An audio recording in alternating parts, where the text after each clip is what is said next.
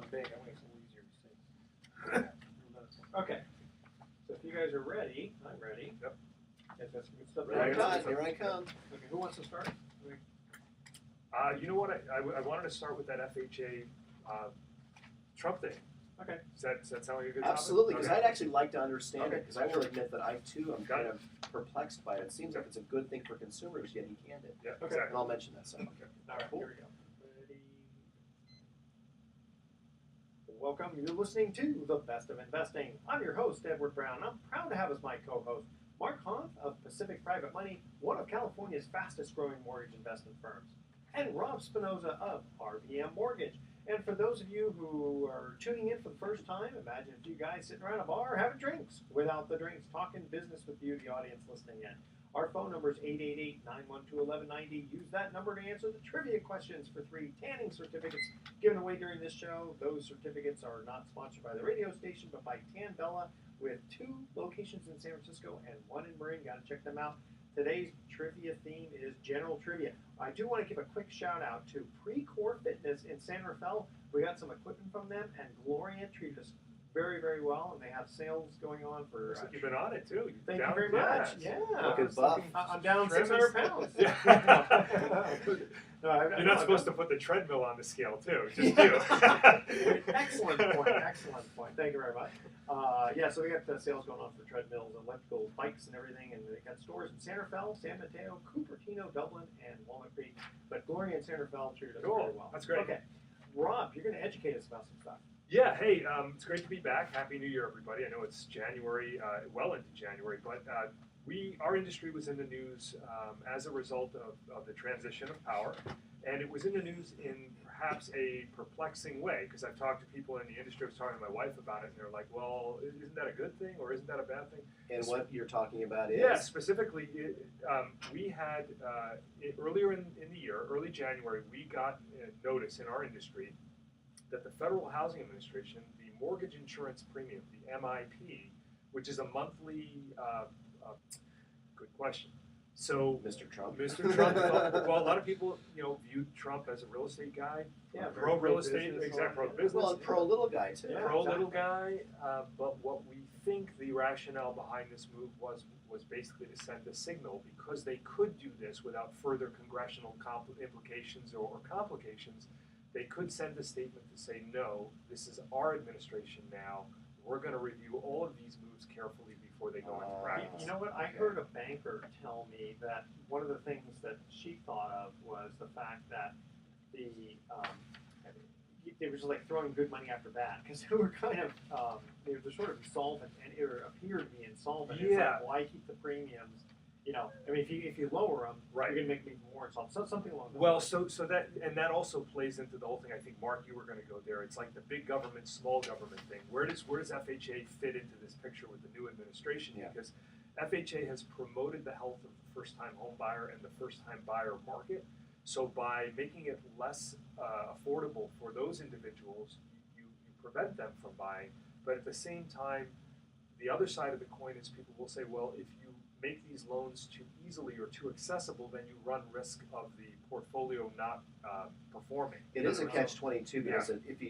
if you decrease the monthly cost of a loan, and let's face it, a lot of these FHA loans are 97% Correct. financing. Correct. So Lower down payment, right. lower FICO scores, So if you make it easier for them to 2005.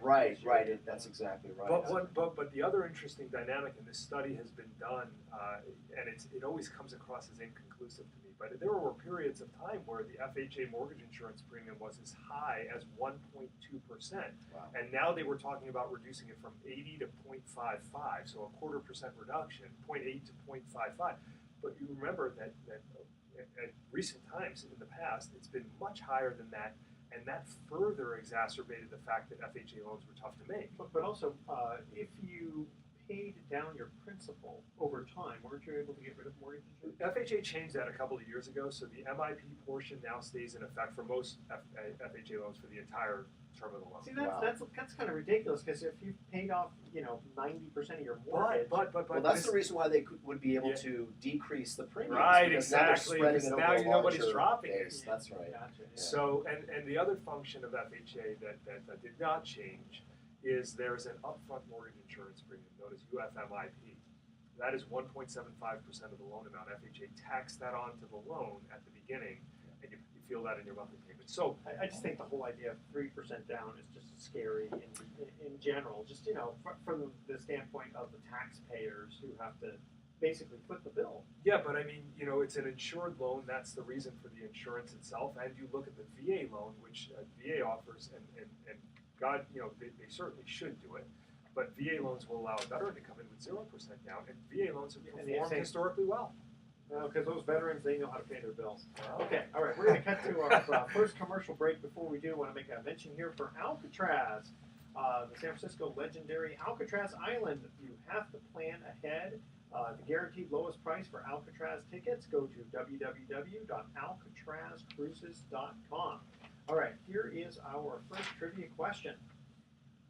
Brendan Fraser, Jason Robards, Henry Fonda, and Hal Holbrook are some of the characters who have played on TV and the silver screen what U.S. president? That's our question, all right?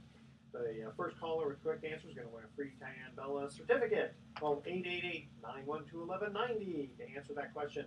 And don't touch that dial because the best of investing will be right back. Who are the actors? I'll repeat it.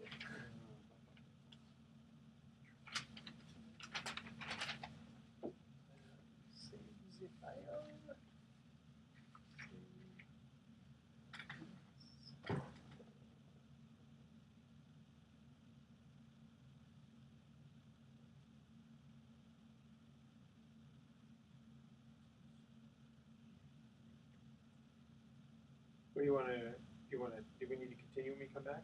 We can. I was going to run off. I have another thing that says the average buyer must set aside almost 2 times their annual income to make a 20% down payment. So I was going to dovetail off what you just said. But you got something you want to bring in? Yeah, I've got.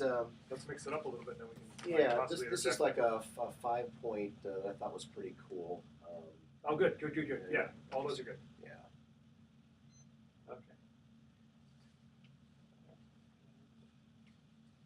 I have just a couple of quick things to go. I can do this one, so I'll just spread them out. It'll take me like 15 seconds to say. Ready? Yep. Welcome back to The Best of Investing. Edward Brown here along with Mark Hunt and Rob Spinoza. First trivia question. Brendan Fraser, Jason Robards, Henry Fonda, and Hal Holbrook are some of the actors who have played on TV and the silver screen. What U.S. president? Lincoln. That is correct. Very good. Okay, so Rob, before we get back to you on this, we want to make a mention here also for the Flamingo Resort and Spa in the heart of Sonoma Wine Country, a unique historical landmark. Heated pools, tennis, poolside dining, weekend live music, health club, and yoga studio.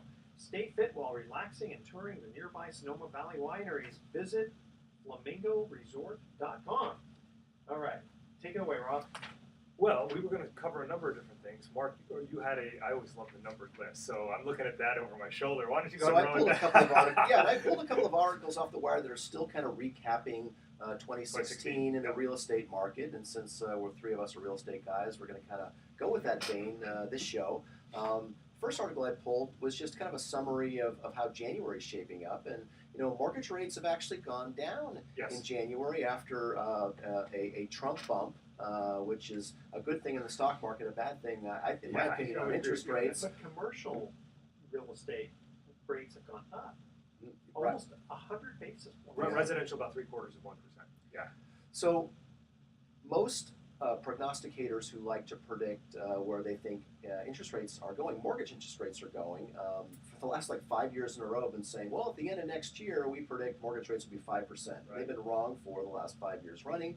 Interest rates have continued to hit new lows, and we were in the low 3s last year still in parts of 2016. We've gone up above 4, but we saw that drop. Where did it go up, Rob? Up to about 4.5 at one point. On some programs, absolutely. Yeah, and now it's back down to 4.25. But here's the point that I have on this is that really no one, as much as I guess I personally believe that if we are going to be at 0.5 that maybe 2017 is the year that it actually happens by sometime year end or beginning of 2018. But there's no guarantee of that because there's just all sorts of things that impact these long-term interest rates in the 10-year Treasury. So anyway, so that's actually a good thing, and I think that's good for the housing market that we aren't seeing a weekly increase in mortgage rates. So and realtors that I've been speaking with now in the last couple of weeks here in January are so bullish on the market right now. They think we're going to have an incredible early spring market on the sales side in the Bay Area, and in fact, I've got some homes going on the market myself, so I'm crossing my fingers that we're going to see that. So here are a couple of other things that this article mentions, and we pretty much all know this. More young Americans are living at home. Nearly 40% of young Americans, which doesn't define here, but I'm going to guess under 30. Sounds young to me. Yeah, that's right. All of us. Anyone under 40. Nearly 40% of young Americans lived under the same roof with their parents or relatives in, well, it says here 2015. I think they meant 2016. So largest percentage since 1940. Wow. So when that trend begins to reverse, that's going to be a good thing for the housing market, right? Here's another thing that won't shock you. Low housing inventory on the West Coast. But what's interesting about this little piece of statistic is that San Francisco, which used to be in the top 10 list for low housing inventory, isn't actually on the list this year. That surprises me. It's Seattle, Eugene, Oregon, other cities in the Northwest are peppering the top 10 list. San Francisco is actually just outside. There was actually a 4% increase in homes for sale last year, so inventory actually increased in the San Francisco region while it decreased in other West Coast areas. I'm going to guess it's just because they just priced themselves out of the market. They're just so pricey that people just stop buying. Not stop. Well, and we've seen some price adjusting, and depending on you can break the housing market into multiple categories of price, and some of some that I've seen tracked are just the low, medium, and high. They basically three tracks, and high would be anything over $1 million, and certainly, and if you break it down to a fourth market, kind of the ultra high or the over $5 million. Clearly, home prices in the Bay Area that have been selling over $5 million, are flat or downward trending, while the homes in the $500,000 range, they're still upward trending. So I agree. Again, they're not building enough new homes to meet demand, and California wants us to see from the union, according to some right, it's up to one out of three. Certainly. Is that right? And I think that's what I read. That want us to succeed. I just hope that Trump doesn't punish all Californians. You could just always wall us off, right? Yeah. While you're at it, don't stop at the Mexican border. Just keep the wall going. Last on this list for trends for 2017, voice control is a new trend for home buyers. Which, well, they got that Alexa and the OK Google Home, Google Home and Alexa. Which, oops, there goes my phone. It heard me say OK Google. I bet you planned that. Where would you like to buy, Mark? It's actually pretty cool. I have yet to buy that for my house. I actually do have a smart home. I have a home that when I remodeled it, I had a friend of mine who specializes in installing Control 4 in high-end hotels. I had him come to my house and do Control 4 with Nest thermostats and LED lighting and audio and TV and all of the security. All that stuff's all tied in. But the thing that I don't have yet is voice control. No, I can control things from my phone or from a keypad and other ones. That's still pretty cool. So I don't have to get out of my couch, but it'd be nice to yell. Like the clapper. That's right. What else you got? Right. Well, we were talking earlier about FHA loans and 3% down payments and 0% down payments, what have you. But I came across an article that I found very interesting because it's very relevant to my business. I do a lot of financing here in the Bay Area where borrowers put less than 20% down. It says here the average Bay Area buyer must set aside almost 2 times their annual income to make a 20% down payment. So when you think of the implications of that in the modern world, I mean, that's a lot of money. I mean, median home price is right around $1 million, and coming up with the $200K to do that, when I think people have a lot of other look, we've all talked about it before. Student loan debt. They're getting on with their lives. People who are looking to buy a house often are in, if not the peak earning years of their lives, but they're in, they're raising a family. They've got a busy work career. They have other expenditures, so it's not as if you can just, create this 20% in a bubble, or in a vacuum rather. And 20%, it's a large amount of their paycheck. So I'd be curious to know what you guys think about that. All right, we'll tell you what, we'll answer that when we come back. Another trivia, another commercial break, another trivia question here. What food is made from vegetable oil, egg yolks, and lemon juice, and is possibly named after a town in Spain? I got it. You got it? Well, good for you. Okay, the first caller with the correct answer is going to win that free tanning certificate from Tan Bella. It's good for 3 tanning services. Just one certificate's good for 3. Call 888-912-1190 to answer that question, and don't touch that dial because the Best of Investing will be right back. Actually, I'm going to make a quick note here. The Mount View Hotel in beautiful Calistoga is celebrating Napa Valley's Cabernet season with special getaway experience. Enjoy one night in a king or queen winery suite, wine tasting, beer flight, couples massage, total package valued at $810, but guests will only pay $525 plus tax and gratuity. Contact the Mount View Hotel, 800-816-6877, or go to mountviewhotel.com. Don't touch that dial. The Best of Best. He'll be right back.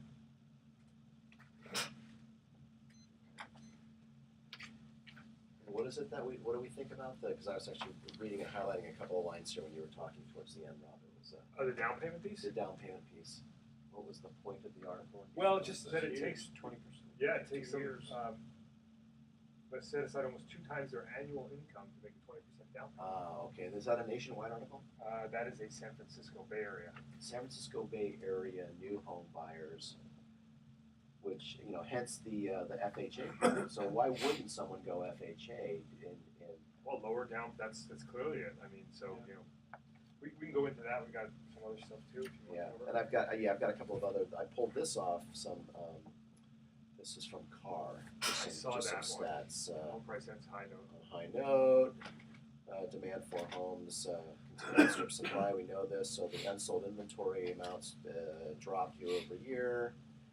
We sold 400,000 units, up about not even 2%, and that pace is still far from what it was at the height in 2006. I think we were at close to 600,000 units back then. Also want to do your emails. Sure. Yeah. You want to jump into those next? Yeah. Okay. Good. Sure. Yeah. Because I got some good ones for you. Okay. Ready? Welcome back to the Best of Investing. One more time, I'm Edward Brown, your host, along with Mark Humph and Rob Spinoza. By the way, when I mentioned that Mountain View Hotel, in order to get that great rate, you have to use the promo code CS-T. So check out mountviewhotel.com and put in that promo code. All right, here was our second trivia question: was what food is made from vegetable oil, egg yolks, and lemon juice, and possibly named after a town in Spain? I misinterpreted. Hollandaise? No, you're close. Hollandaise Bernaise? Pisco. No, it's- mayonnaise. I don't know if it's actually, I guess that's technically a food. I love mayonnaise. Yeah. But I don't eat it by the spoonful. Yeah, but I put it on French fries. Okay, so Mark, we got an email from a listener that says, it's a little long, let me read it here. My son is interested in a property to buy for himself. However, he doesn't have the necessary income or down payment to qualify for a loan with a bank on his own. My idea is to purchase it all cash and then see if he can get a private loan to partially pay me off. In 2 years, I'm hoping he'll qualify for a bank loan to pay off the private loan. Is this doable? Any suggestions? Wow. Okay, that was a mouthful. So, well, the answer is, generally speaking, when you go to a private money lender versus a conventional lender, aside from the fact that the loans are typically faster to get, easier to get, lower documentation requirements, and of course you're paying more for that money. The cost of a private money loan is typically double, sometimes more than double the cost of a conventional loan. But again, one of the things that we know, thanks to Dodd-Frank, is that conventional financing is much more difficult to qualify for, and oddball, out-of-the-box type of transactions are usually hard to get approved. That's the bottom line, and we found that even with some of our clients who come to us for temporary financing, temporary in their minds, and then find it difficult to conventionally refinance out. And that's so one of the things we do at Pacific Private Money is one of the things we have to analyze before we make a loan is how viable is the exit strategy for the borrower? How successful do we believe they will be at being able to pay off that loan? So here's a situation where I guess in essence, when you strip it down, the dad is willing to buy the house for the kid, and I guess gift it to him so that he can eventually refi it in his name. I guess I lost that's a what little he bit. says. Well, he says any suggestions. Well, any suggestions are essentially Who's on title? Yeah. right. Who's on the title, and we generally don't really care. In fact, you can put your son on the title, and you could be a guarantor on the note. It's possible for you to be on the note and not and a guarantor on that note and not on the title. Again, a bank is probably their head will probably fry if you try to suggest that. Yeah. But this would be a way we would actually put your son on title for the purchase. You'd be putting up the cash. You and he both would be on the note, but only he would sign the deed of trust because only he would be listed as the owner of that property. Meanwhile, you're a guarantor on that note. Depending on the metrics and the loan to value, if we needed more collateral, we might cross-collateralize with another piece of property, maybe the primary residence of the dad. So again, there's a whole bunch of ways to do. Yeah. There's a tremendous amount of flexibility, and that's why people come to us because they know that at the end of the day, we can help you capture the property. We're extremely creative and flexible and agreeable to help you capture the property if you believe and if we believe that you will have a way to pay us back. Because we don't like making long-term loans at Pacific Private Money. Realistically, because we know if we're charging you, between 9 and 10% on the note rate, that's for most people not a sustainable long-term solution for financing. And again, we're a plan B when plan A, conventional financing, is not an option for you. But we really want you to get out of our loan at some point. Well, so do they. So do they love you, but that's not exactly that much. right. Yeah. So the in our portfolio, the loans that are problems are the ones that are 2, 3 years. The ones that stick around. Yeah, because again, it's just hard in this marketplace where profits are skinnier, yields are skinnier, prices aren't going up as high as they were before. We're looking at a lot of reasons why the exit strategy for us is really one of the number one things we look at when someone comes to us for money. So for more information, give us a call, 415-883-2150, or easiest, just to go to our website, pacificprivatemoney.com. Very good. Rob, email comes in for you. It says, I had a short sale in 2012, but now my wife and I are thinking of getting back into the market. How soon after a short sale can we buy a home? Good question. So we were talking about FHA loans a little earlier. FHA has the most lenient structure with short sales and foreclosures. But conventionally speaking, the gold standard with a short sale has always been 4 years. So when you have, like we see in the Bay Area, even a jumbo loan, for example, a 4-year waiting period today would get you back in to the best terms available, assuming you meet the other criteria. I mean, short sales also don't happen in a vacuum. So you have to hope that since the short sale, the borrower has been able to resurrect their credit scores, has been able to save the necessary amounts for the down payment and reserves. But as long as they've done that, 4 years is the gold standard. Now, we do have a number of alternate investors that will allow a short sale and even a foreclosure back in after 1 year. And there's some out there that will say 1 day after a foreclosure. But what you have to realize is you're paying a lot more for that loan. And you possibly have to put more down. But our best options, again, 4 years for a short sale with some good, attractive alternates coming in slightly below that as well. So keep those things in mind if you've had a short sale. And most of the short sale activity, what we're seeing is certainly the foreclosure activity. Most of that, 2009, 2010 were the peak years. Short sales kind of lingered on a little bit longer than that as well. So a lot of people here in 2017 may not realize, but they're coming up on that. Interesting. Yeah. How do people get a hold of you? I work out of the Mill Valley office of RPM Mortgage. We're right off the 101 freeway. You can look me up on Yelp if you go and just search for mortgage broker in Marin County. Technically I'm a mortgage banker, I guess you would say. But anything online, Rob Spinoza, RPM Mortgage, you'll find me there, and happy to be of service. Very good. Yeah. All right, going to cut to our third commercial break trivia question. Before we do, I want to make a quick mention for Beach Blanket Babylon. Yeah, whether you're conservative or liberal. Is that alliteration or assonance? What? I'm Okay. confused. I went on the website and you see Trump with like this super huge hairdo, and I got to think that's going to be Very incredibly topical funny. and funny. Yeah, exactly. Okay, Saturday Night Live of the West. that's right. Yeah, that's a good way of putting it, really. Okay, so here's our trivia question: what Colorado town with a precious name is home of Coors Beer? Got it. All right. Yeah. The first caller with the correct answer is going to win that free Tan Bella certificate, good for 3 tanning services. Call 888-912-1190. That's 888-912-1190 to answer this question. What Colorado town with a precious name is home of Coors Beer? Don't touch that dial. The best of investing is going to be right back. Easy questions this Yeah, time. that was Except for the easier. mayonnaise one. That was. Mayonnaise should have been easy. I was thinking drink. I was thinking pisco sour because of lemon and the egg is in a sour. Pisco sour. Well, it said food, not drink. Yeah, Maybe and threw that's the off thing a I little missed is when you said it again the second time. I was like, oh, food. Let's see. Is the next one our longest? We got a 9. bit. Yeah, and there's no trivia question for that. Yeah, 9:19. So I want to get back to the And I wanna 200,000, do and then I do have a few. Deal of the week. Oh yeah, I didn't think of one.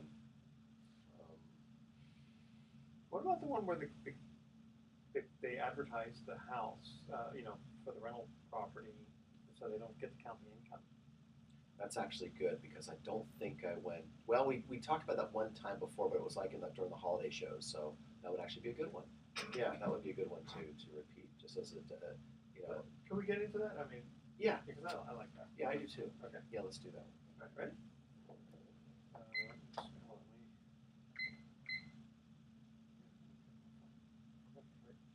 There you go. Well, welcome back to The Best of Investing. I'm Edward Brown, your host, along with Mark Hunt of Pacific Private Money and Rob Spinoza of RPM Mortgage. Third trivia question: what Colorado town with a precious name is home of Coors Beer? Golden, Colorado. Yeah, precious like gold. There you go. Mark wrote it down. I'm like, that guy's been to some college parties. So I drank a lot of Coors in my youth. Yeah. I like Coors Light. Kind of a lightweight that way. All right, Mark, deal of the week.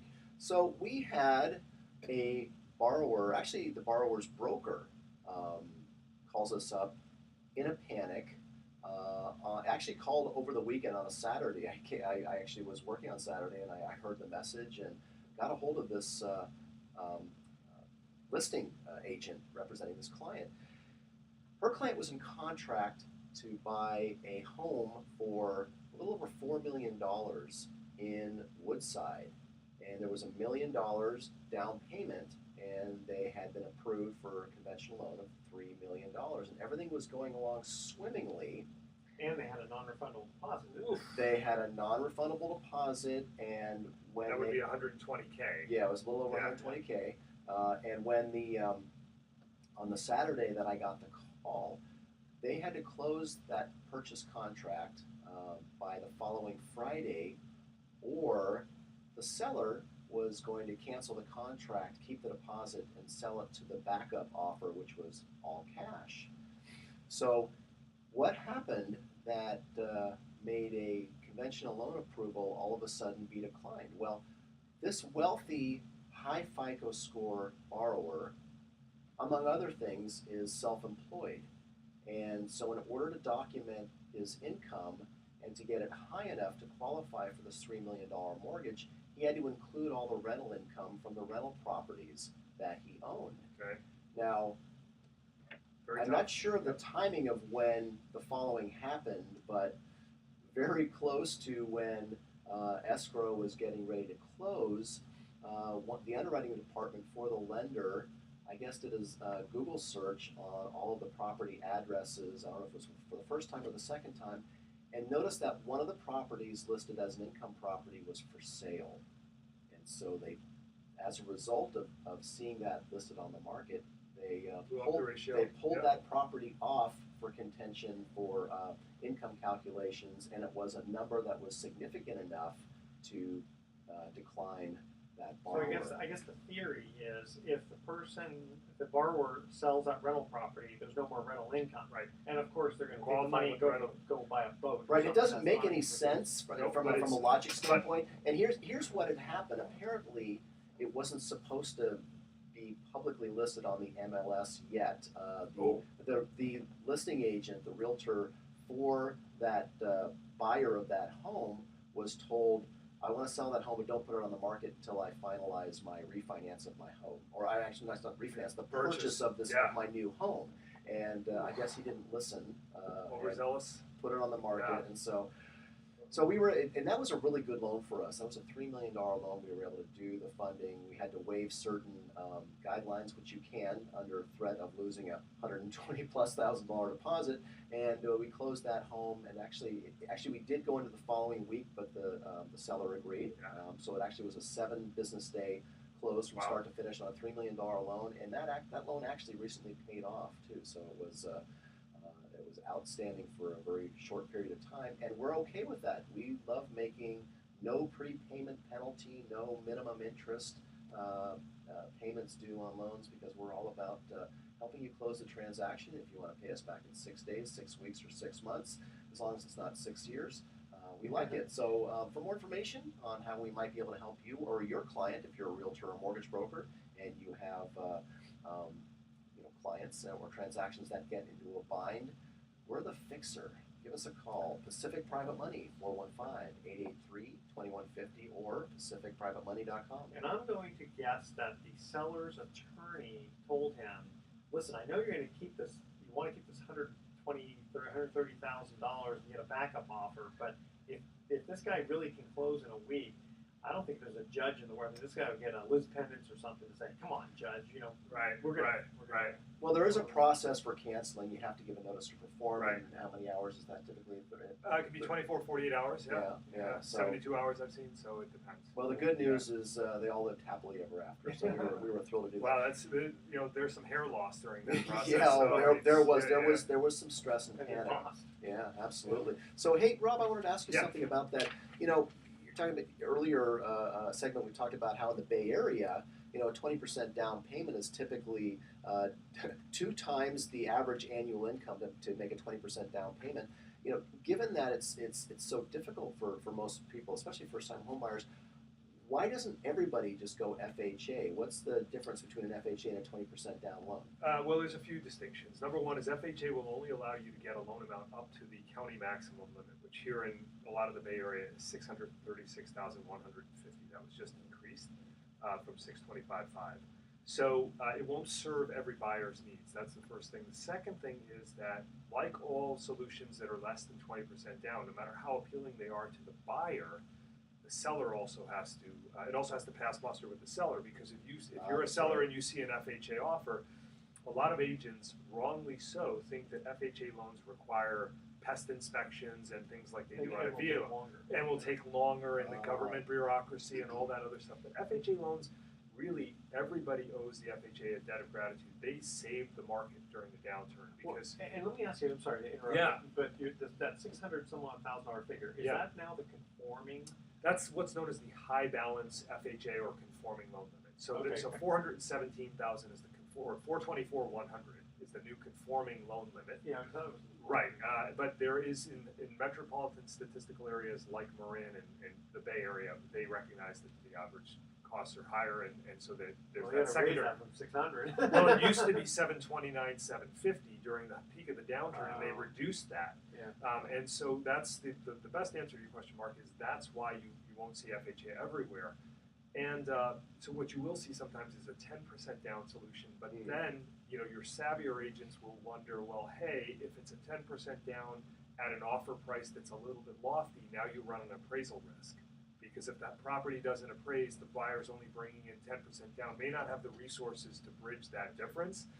I guess last but not least, the payment's going to be higher, and the rate's probably going to be higher too, isn't it? Surprisingly, the rates are very, very good on those programs. If your FICO's good, if you have all the other attributes, you're fine there. But yes, you're financing 90% of the property as opposed to 80%, so naturally the payment would be higher as well. And Mark, we've got we got a couple of minutes. I wanted to ask you about the fund. What are you?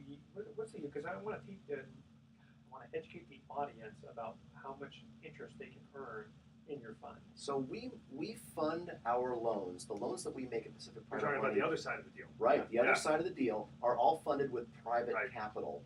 And right now, many, if not most, of the loans that we originate at Pacific Private Money are funded through a pooled mortgage investment vehicle called the Pacific Private Money Fund. And so the Pacific Private Money Fund takes capital from private individuals who invest in our fund, and we loan that out, just like a bank would loan that out. And they receive a rate of return on that investment in the fund based on the income that the fund generates through both the interest it charges on the loans and the loan fees, because we as the broker at Pacific Private Money, the fund is its own separate entity, and there's an arm's length relationship with it, but the broker collects transactional fees on every loan and shares that with the fund. So the fund, it's a very, very easy and efficient income generating system, and it's paying out 7.8% as of the end of 2016. Yeah. So that's higher than actually a lot of funds in California are paying right now. So we've actually been very Well, successful. and a lot of funds don't don't receive half the points. Either. That's exactly right. All right, So, stay with us. You're listening to the Best of Investing. We're going to come back with some closing comments. Right on the money. all right, I'll wrap up. Yes, I've got a few. I could do some of the relatively boring statistics, or if you got something more How long is the exciting. next segment? 5 minutes and 10 seconds. Okay, And that's a short actually, I need 1 minute, so 4 minutes and 10 4 seconds. minutes, okay. You have a 4 minute thing? Oh yeah, cool. I also got a meter. That's important. That's more important. I gotta get out of anything here. Never mind this show.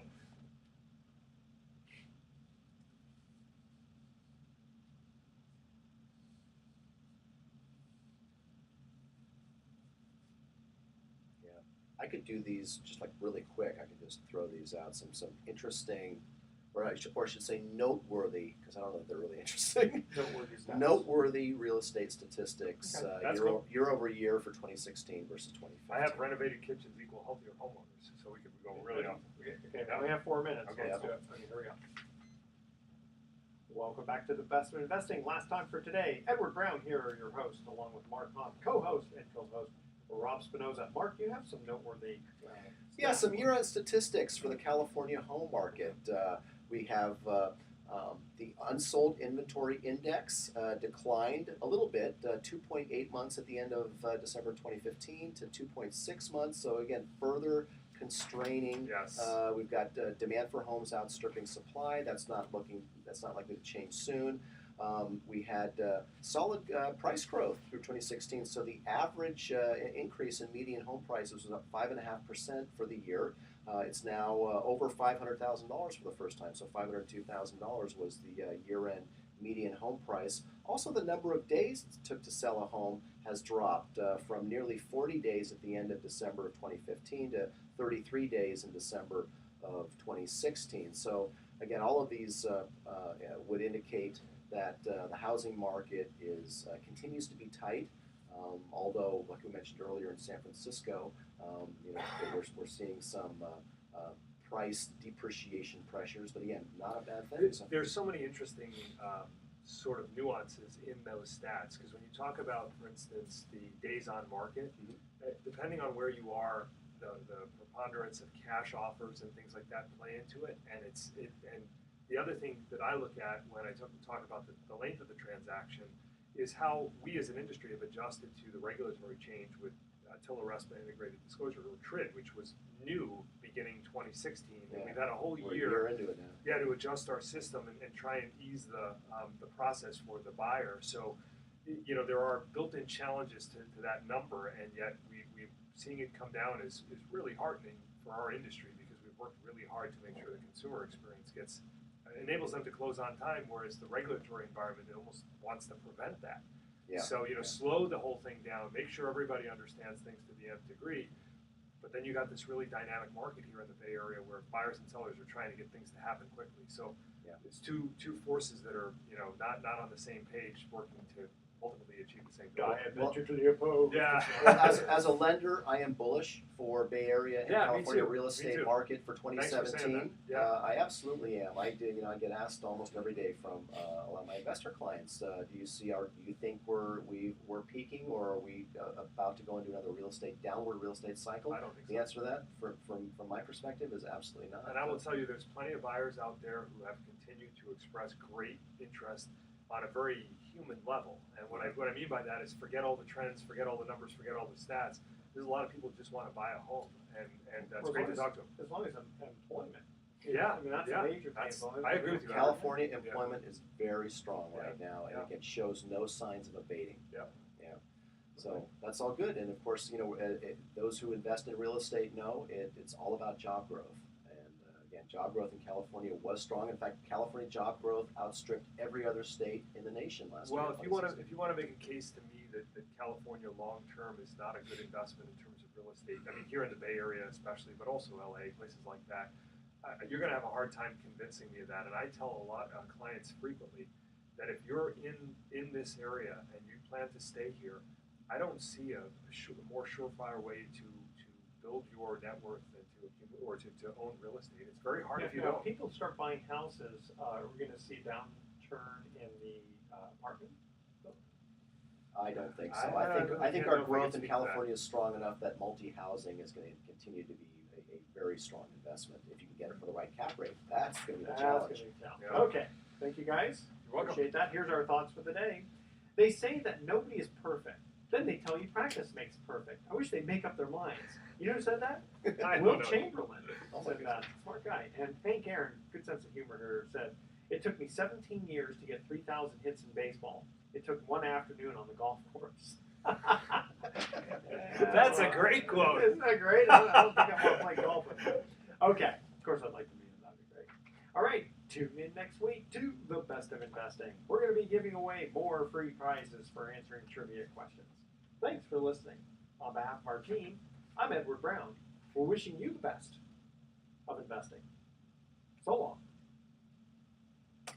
That's a great one. I had never That's heard a that wrap. one before. Thank you, sir. All right. A little oily, but we'll fill in the gaps. Besides, Rob had to get out of here. Yeah, he got his meter. I mean.